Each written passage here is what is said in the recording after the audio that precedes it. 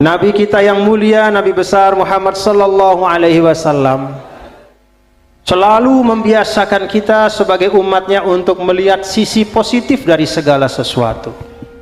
Rasul mengajar kita untuk selalu berpikir optimis. Yabtaguna fadlam minallahi wa ridwanah. Selalu mengharapkan karunia dan kasih sayang Allah Subhanahu wa taala. Maka kalau hari-hari sekarang kita banyak mendengar tentang hal-hal yang tidak baik, ada ungkapan-ungkapan bahwa kita umat Islam ini sekarang berada dalam keadaan terpuruk.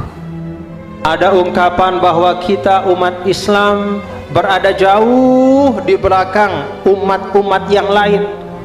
Saya ingin sampaikan di depan bapak-bapak dan ibu-ibu semua bahwa apa yang kita saksikan pada hari ini insya Allah menunjukkan umat Islam Indonesia akan bersinar di masa yang akan datang. Siapa yang akan menyinari tanah Nusantara ini? Siapa yang akan membawa suluh-suluh Islam di masa yang akan datang? Itulah anak-anakku, para santri-santriwati. Anda semua, ya, tullab wa talibat, ya, an-nujaba wan najibat, kalian semua dari sekarang dan seterusnya selalu pandang Indonesia ini dengan pandangan yang positif.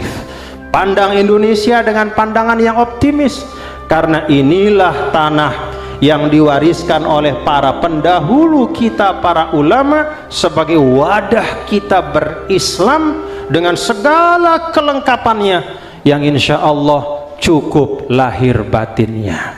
Bukannya tidak ada dulu bapak-bapak dan ibu, ketika para pendiri bangsa termasuk guru-guru kita, masyayikh dari Nahdlatul Ulama, tokoh-tokoh Islam, bukannya mereka tidak tahu tentang adanya satu bentuk pemerintahan selain republik, selain apa yang kita sepakati? Bukannya tidak tahu. Mereka membaca sejarah, mereka melihat negara-negara yang ada di seluruh dunia Islam. Mereka tahu ada yang memilih bentuk kesultanan, ada yang memilih bentuk keamiran, ada yang memilih bentuk kerajaan, ada yang memilih bentuk parlemen, ada yang memilih bentuk republik. Maka ketika para pendiri bangsa kita, para masyayikh kita memilih bentuk republik ini, inilah yang terbaik.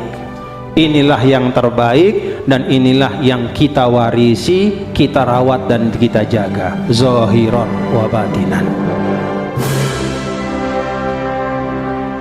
Kenapa bapak-bapak dan ibu, kalau kita lihat bagaimana kita belajar di dalam kitab-kitab fikih, kenapa kok para ulama kita udul min hukmin ila akhar? Kenapa kok tidak memilih bentuk, katakanlah misalnya apa yang sekarang sebagian anak-anak muda kita mulai mendengungkan, ada yang disebut dengan khilafah misalnya. Kenapa memilih jumhuriyah dengan pemimpin yang namanya rais? Itu yang disebut dalam kajian-kajian ulama kita itu iktibaru ma'alil af'al, melihat dari konsekuensi. Ketika ada sesuatu kekhawatiran yang rojih bahwa kalau yang ini dibentuk maka persatuan tidak akan terwujud, beralih kepada satu bentuk yang dengannya persatuan itu dapat terwujud. Kalau sudah ada persatuan, maka maslahat yang paling tinggi dalam agama yang merupakan wadah dari semuanya itu keamanan lahir dan batin, insya Allah akan tercapai. Maka Bapak Ibu Saudara sekalian, sebenarnya kalau kita merenungkan bagaimana para masyayikh kita membangun Indonesia, di dalamnya ada pelajaran yang berharga bagi kita semua. Tidak mementingkan kelompok tertentu, tetapi berusaha membangun satu wadah yang bisa menjadi rumah bersama bagi kita. Alhamdulillah.